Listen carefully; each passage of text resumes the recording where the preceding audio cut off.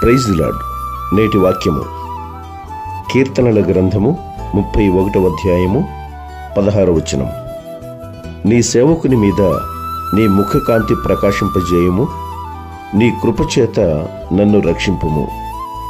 దేవుని ఎడల భయభక్తులు కలిగిన మనమందరము ఆయన సేవకులము, ఆయన దాసులము.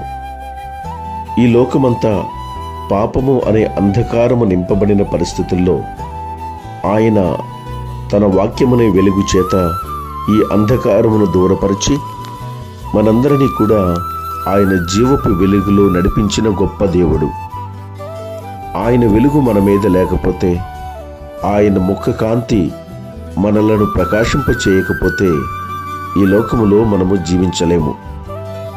ఎందుకు అంటే ఆయన సర్వోన్నతుడు, సర్వకృపానిధి, ప్రేమ కలిగిన దేవుడు, కనికర సంపన్నుడు, జాలి కలిగిన దేవుడుగా మనకున్నాడు. తన సేవకుల పట్ల, తన దాసుల పట్ల, తనను సేవించే వారి పట్ల, తన ఎడల నిజమైన భయభక్తులు కలిగిన వారి పట్ల ఆయన కృప కలిగిన దేవుడుగా ఉన్నాడు. కనుక మన మీద ఆయన ముఖకాంతి ప్రసరించినప్పుడు, ప్రకాశించినప్పుడు మనము సంతోషముతో, ఉత్సాహముతో ఆయనను మహిమపరుస్తూ, ఆయనను ఆరాధిస్తూ, ఆయనకు సాక్షులుగా ఈ లోకములో జీవించే చక్కని అవకాశాన్ని పొందుకుంటాం.